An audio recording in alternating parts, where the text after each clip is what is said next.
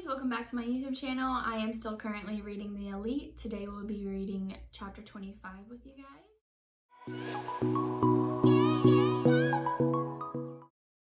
I just want to say today was a really good day and exciting things for me personally because I went and got my marriage license with my fiance.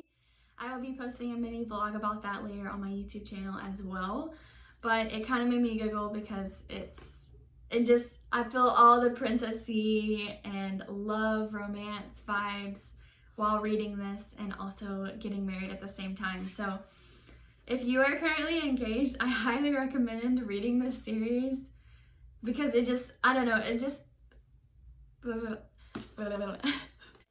puts you in such a big romance, like mushy gushy. But if you don't like that, then ignore that. Let's get started. Private lessons? Sylvia asked, as in several a week? Absolutely, I replied. For the first time since I arrived, I was truly grateful for Sylvia. I knew that there was no way she'd been able to resist having someone willing to hang on her every word, and if she was making me do extra work, it meant I could keep myself busy. Thinking about Maxon and Aspen and the diary and the girls was too much right now. Protocol was black and white. The steps for proposing a law were orderly. There were things I could master. Sylvia looked at me, still slightly stunned, before she broke into a huge smile. Embracing me, she cried out, "Oh, this will be wonderful. Finally, one of you understands how important this is." She held me at arm's length. "When do you want to start?" "Now?" She was bursting with delight. "Let me go get some books." I dove into her studies, so grateful for the words and facts and statistics she crammed into my head. If I wasn't with Sylvia, I was reading up on something she'd assigned me as I spent countless hours in the women's room, all but tuning out the other girls. I worked and I was excited about the next time the five of us had a joint class. When that time came, Sylvia started by asking us what we were passionate about. I scribbled down my family, music, and then, as if the word demanded to be written, justice. The reason I asked is because the Queen is typically in charge of a committee of some kind, something that benefits the country. Queen Amberly, for example, began a program for training families to take care of their mentally and physically infirmed members. So many get deposited in the streets once the families can no longer deal with them, and the amount of aides grows to an unmanageable number. The statistics over the last 10 years have proven that her program has helped keep the numbers lower, thus keeping the general population safer. "Are we supposed to come up with a program like that?" Elise asked, sounding nervous. "Yes, that will be your new project," Sylvia said. "On the Capitol Report in 2 weeks' time, you'll be asked to present your idea and propose how you might start it." Natalie made a little squeak of a sound, and Celeste rolled her eyes. Chris looked like she was already dreaming something up. Her instant enthusiasm made me nervous. I remembered Maxon talking about an upcoming elimination. I felt like Chris and I were at a slight advantage, but still. "Is this really helpful?" Celeste asked. "I'd rather learn about something we'll actually use." I could tell that beneath her concerned tone, she was either bored with this idea already or intimidated by it. Sylvia looked appalled. "You will use this. Whoever becomes a new princess will be in charge of a philanthropy project." Celeste muttered something under her breath and started fiddling with a pen. I hated that she wanted the position with none of the responsibility. I'd make a better princess than she would, I thought. And in that moment, I realized there was some truth to that. I didn't have her connections on Chris's poise, but at least I cared. And wasn't that worth something? For the first time in a while, I felt a true shot of enthusiasm course through me. Here was a project that would allow me to show off the one thing that separated me from the others. I was determined to pour myself into this and hopefully produce something that might genuinely make a difference. Maybe I'd still lose in the long run. Maybe I wouldn't even want to win. But I would be as close to a princess as I possibly could, and I would make my peace with the selection. It was hopeless. Try as I might, I couldn't come up with a single idea for my philanthropy project. I thought and read and thought some more. I asked my maids, but they had no ideas. I would have sought out Aspen, but I hadn't heard from him in days. I guess he was being extra cautious with Maxon home. What was worse was that Chris was clearly deep into her presentation. She skipped hours of time in the women's room to go read, and when she was present, she had her nose in a book or was scribbling notes furiously. Damn. When Friday came, I felt like dying as I suddenly realized I only had a week left and no prospects on the horizon. During the report, Gavril set up the structure for the next show, explaining that there would be a few brief announcements and then the rest of the evening would be dedicated to our presentations. A light sweat broke out on my forehead. I caught Maxon looking at me. He reached up and tugged his ear, and I wasn't sure what to do. I didn't quite want to say yes, but I didn't want to just brush him off either. I pulled on my ear, and he looked relieved.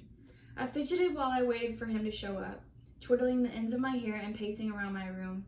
Maxon's knock was brief before he let himself in the way he used to. I stood, feeling like I needed to be a little bit more formal than usual. I could tell that I was being ridiculous, but I felt completely unable to stop it at the same time.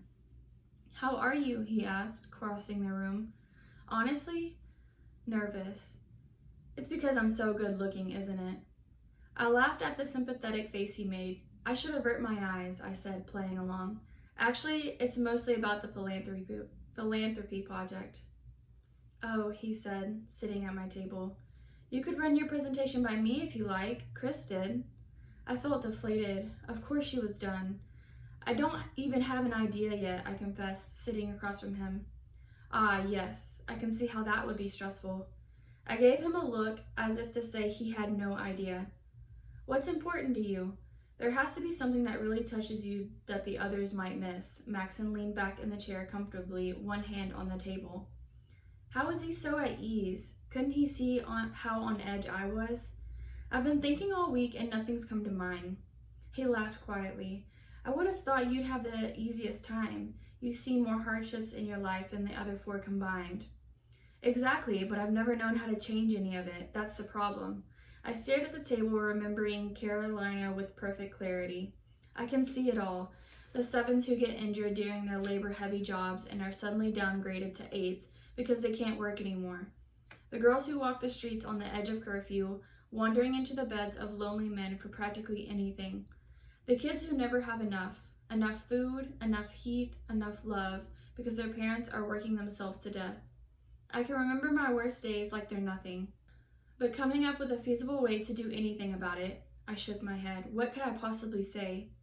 I looked at him, hoping there was an answer in his eyes. There wasn't. "You make an excellent point." Then he was quiet. I thought over everything I said, as well as his response. Did it mean that he knew more about Gregory's plans than I thought? Or did it mean he felt guilty because he had so much when others had so little? He sighed. "This really wasn't what I was hoping we'd talk about tonight." "What did you have on your mind?" Maxon looked up at me as if I must be crazy. "You, of course." I took my hair behind my ear. "What about me, exactly?" He changed positions, angling his chair so we were a bit closer and leaning in as if this were a secret. "I thought that after you saw that Marley was fine, things would change. I was sure you'd find a way to care about me again, but that hasn't happened. Even tonight you agreed to see me, but everything about you is standoffish." So he did notice. I ran my fingers across the table, not looking him in the eyes. "It's not exactly you I have a problem with. It's the position," I shrugged. "I thought you knew that." "But after Marley," my head popped up. "After Marley, things kept happening. I'll have a grasp on what being a princess will mean one minute and lose it the next. I'm not like the other girls. I'm the lowest caste here, and Elise might have been a 4, but her family is way different than most 4s. They own so much. I'm surprised they haven't bought their way up yet. And you were raised in this. It's a serious change for me." He nodded, his endless patience still there. "I do understand that, America. That's part of why I wanted you to have time. But you need to consider me in this too." "I am." "No, not like that. Not like I'm part of the equation. Consider my predicament. I don't have much time left. This philanthropy project will be the springboard for another elimination. Surely you've guessed that." I lowered my head. Of course I had. "So what am I to do once it's down to 4? Give you more time? When it gets to 3, I'm supposed to choose. If there are only 3 of you and you're still debating if you want the responsibility, if you want the workload, if you want me, what am I supposed to do then?" I bit my lip. "I don't know." Maxon shook his head. "That's not acceptable. I need an answer, because I can't send someone who really wants this, who wants me, home if you're going to bail out in the end." My breathing picked up. So I have to give you an answer now. I don't even know what I'm giving answer to. Does saying I want to stay mean saying I want to be the one? Because I don't know that.